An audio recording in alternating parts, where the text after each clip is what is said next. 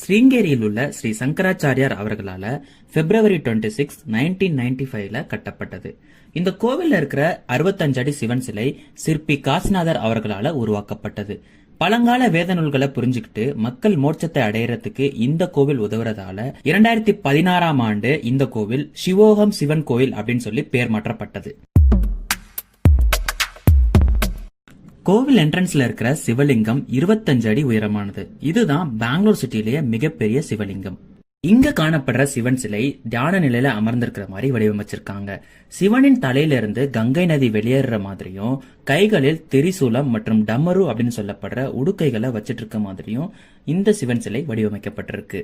சிவனின் சிலை சுமார் 65 அடியில அமைச்சிருக்காங்க. இதை தவிர 32 அடியில காணப்படுற விக்னஹார விநாயகர் சிலை மார்ச் 1, 2003 தாதா JP வஸ்வனி அவர்களால திறக்கப்பட்டது. ஒரு வருஷத்துக்கு இந்தியாவோட பல்வேறு பகுதிகள்